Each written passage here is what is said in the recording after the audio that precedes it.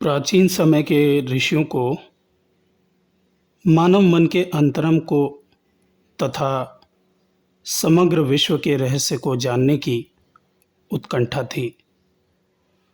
उन्होंने इस उद्देश्य की सिद्धि के लिए एक वृहद वैज्ञानिक परिवेश की परिकल्पना की, जो उन्हें पूर्ण रूप से संतुष्टि प्रदान कर सके।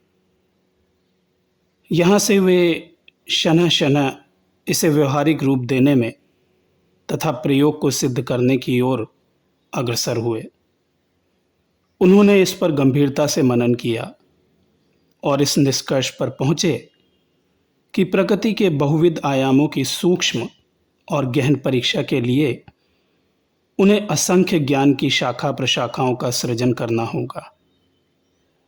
इस परिस्थिति में स्वाभाविक है कि एक गंभीर अन्वेषक के लिए संपूर्ण प्रकृति का अध्ययन संभव नहीं है। केवल एक सीमित और विशेष परिवेश का अध्ययन ही समग्र की अपेक्षा संभव है। बाद में यह सोचकर कि इस प्रकार से वे अपने अन्वेषण कार्य में कभी भी सफल नहीं हो पाएंगे, उन्होंने इस योजना का परित्याग कर दिया। बाद में जाकर पाश्चात्य वैज्ञानिकों ने इसे अपनी गवेषणा क्षेत्र में ले लिया। इसके बदले उन्होंने एक ऐसे सूत्र की खोज की प्रारंभ की जो विश्व के समग्र आयामों को संयुक्त करे तथा एक ऐसी कुंजी साबित हो जो प्रकृति के सारे रहस्यों को उजागर करने में समर्थ हो। बाद में इस तथ्य से पुनः पूर्ण रूप से आश्वस्त होकर कि प्रकृति के सारे संभव नियम पूर्ण रूप से मानव में प्रस्फुरित होते हैं, उन्होंने स्वयं को इस उद्देश्य के निमित्त प्रयोग का माध्यम बनाया। इन ऋषियों ने अपनी गवेषणा के मध्य पाया कि मानव केवल रक्त, शिराविहीन रक्त नलिकाओं, कर्मेंद्रियों, मस्तिष्क तथा संपूर्ण नाड़ी प्रणाली के द्रव्य समूहों का मात्र संयोग नहीं है, बल्कि इसके अतिरिक्त भी कुछ और है।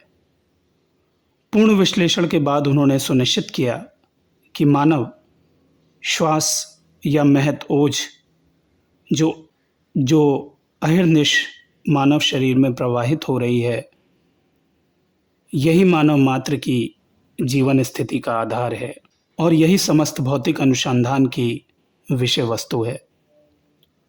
सबसे अधिक आश्चर्य जिससे ऋषि इस अनुसंधान की ओर प्रेरित हुए, वह तथ्य था कि जब सारी ज्ञानेंद्रियां एवं कर्मेंद्रियां सुप्तावस्था या अचेतावस्था में अपना कार्य करना छोड़ देती हैं, जैसे गंभीर निद्रा या मूर्छा और कोमा की स्थिति में, तो भी श्वास प्रश्वास चलता रहता है। जब तक श्वास है तब तक प्राण है। हम अपने दिमाग और ज्ञानेंद्रियों की क्रिया के बिना अपेक्षाकृत लंबे समय तक रह सकते हैं, लेकिन श्वास के बिना नहीं। थोड़े से समय के लिए हम भोजन और जल के बिना रह सकते हैं, पर श्वास के बिना एक पल भी नहीं। इसलिए श्वास ही इस महान शक्ति का प्रतीक है जिस पर यह मानव जीवन पूर्ण रूप से आधारित है। ऋषियों की खोज केवल श्वास की खोज तक सीमित नहीं रही। ऋषियों ने अपने गहन अनुसंधान के द्वारा प्रकृति के नानाविध रहस्यों के समान ही इस बात का भी पता लगाया कि इसके भी दो पहलू हैं। प्रथम, श्वास प्रश्वास, जो कि वायु को हृदय के भीतर लेने तथा छोड़ने का तरीका मात्र है। ऋषियों तथा प्रज्ञा पुरुषों के अनुसार श्वास के दो आयाम हैं। प्रथम, श्वास की बाहरी प्रक्रिया, जिसमें वायु के हृदय के अंदर लेने और छोड़ने की प्रक्रिया है। द्वितीय, श्वास की अंतरंग प्रणाली, जिसे हम प्राणायाम के नाम से जानते हैं। पहली प्रक्रिया यानी श्वास की बाहरी प्रक्रिया अर्थात श्वास प्रश्वास, इस प्रक्रिया के अनुसार हम वायु को अंदर लेते हैं और बाहर छोड़ते हैं। शारीरिक विज्ञान के नियमों के अनुसार जो वायु हम अपने फेफड़ों में ग्रहण करते हैं, वह हमारे सारे शरीर की रक्त शिराओं द्वारा संपूर्ण शरीर में प्रवाहित होकर अंततः प्रत्येक कोशिकाओं द्वारा उपयोग में लाई जाती है। उधर प्रत्येक कोशिकाओं द्वारा कार्बन डाइऑक्साइड की उत्पत्ति होती है, जो विपरीत दिशा में लौटती है और अंत में वायुमंडल में विलीन हो जाती है। संस्कृत भाषा में यही सारी क्रिया श्वास प्रश्वास प्रक्रिया के नाम से जानी जाती है।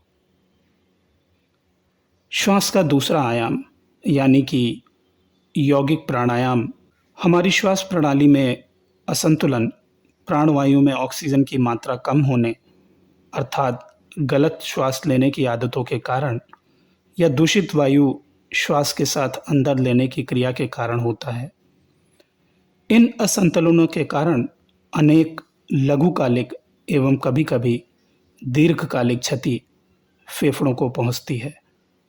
इस तरह की अवस्था में उचित वायु के आवागमन की व्यवस्था करनी आवश्यक है। प्रत्येक प्रकार के यौगिक प्राणायामों में श्वास पर बल दिया जाता है। इनका उद्देश्य साधारणतया शारीरिक लाभ जैसे उत्तम वायु प्रसार, फेफड़ों से गंदी तथा दूषित वायु का निष्कासन तथा पेट और दूसरे अंगों की सफाई से है। यह अभ्यास अगर मर्यादित समय तक किए जाएं, तभी लाभदायक होते हैं। ये ज़्यादा देर तक करने से दुखदायी और खतरनाक भी हो सकते हैं। कुछ अभ्यास ध्यान करने के पूर्व मस्तिष्क को शांत करने के लिए किए जाते हैं और कुछ का आविष्कार नाड़ियों की शुद्धि के लिए किया जाता है।